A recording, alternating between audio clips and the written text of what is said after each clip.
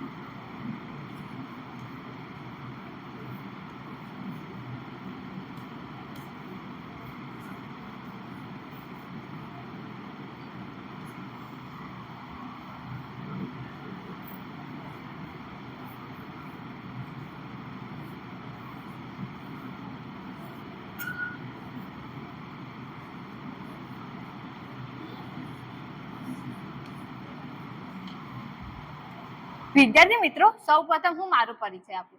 મારું નામ પ્રજાપતિ રિયા અમૃતભાઈ છે.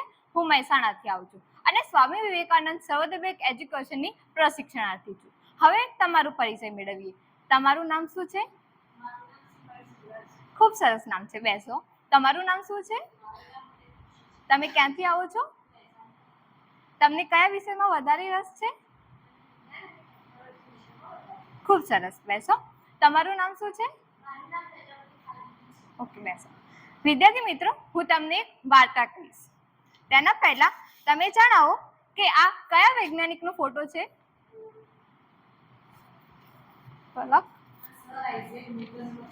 ખૂબ સરસ. તો આજે આપણે આઇઝેક ન્યૂટનની વાર્તા સાંભળીશું. આઇઝેક ન્યૂટન એક વૈજ્ઞાનિક હતા. તેમનો જન્મ ઇંગ્લેન્ડમાં વુલ્સથોર્પમાં થયો હતો. તેઓ નાનપણથી જ પ્રભાવશાળી હતા. તેમનો જન્મ એક ખેડૂત પરિવારમાં થયો હોવાના કારણે તેઓને ખેતીમાં રસ ન હતો. એટલા માટે તેમના ફેમિલીએ તેમને ઈસવીસન 1661માં કેમ્બ્રિજ યુનિવર્સિટીમાં અભ્યાસ કરવા માટે મોકલ્યા હતા. તે સમય દરમિયાન ઈસવીસન 1665માં કેમ્બ્રિજ યુનિવર્સિટીની અંદર પ્લેગ નામનો રોગ ફેલાયો હતો, જેના કારણે યુનિવર્સિટીમાંથી એમને થોડા સમયની રજા આપવામાં આવી. તે રજા સમય દરમિયાન તેઓ એક સફરજનના ઝાડ નીચે બેઠા હતા અને અભ્યાસ કરી રહ્યા હતા. તે સમય દરમિયાન અચાનક જ એક સફરજન તેમના ઉપર પડ્યું.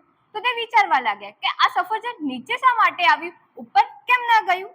આપણે તેને ચિત્ર વડે જોઈએ.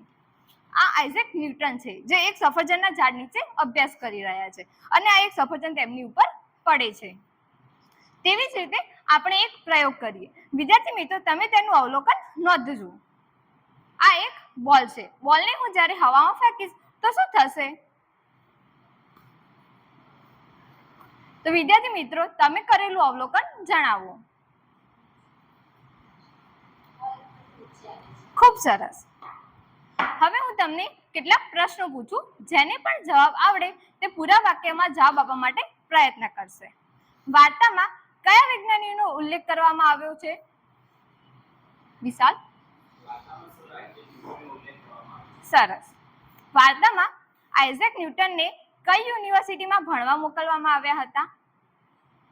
નિધિ. બેસ, ખૂબ સરસ. આઇઝેક ન્યૂટન કઈ સાલમાં કેમ્બ્રિજ યુનિવર્સિટીમાં ભણવા ગયા હતા? ઉર્વી.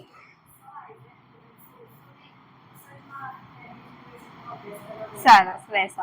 આઇઝેક ન્યૂટન કેમ્બ્રિજ યુનિવર્સિટીમાં અભ્યાસ કરી રહ્યા હતા. તે સમય દરમિયાન કયો રોગ ફેલાયો હતો? સુગ્રાદી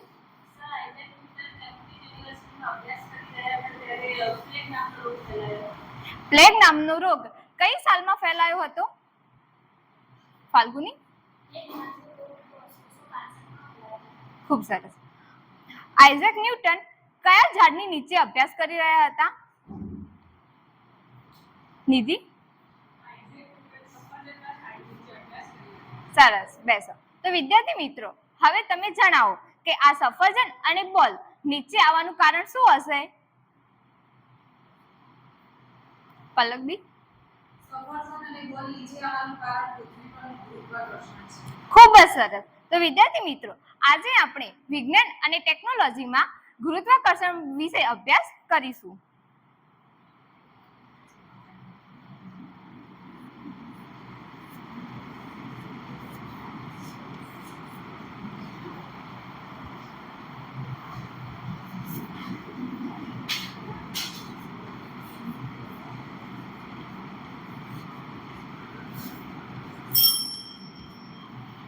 Thank you so much.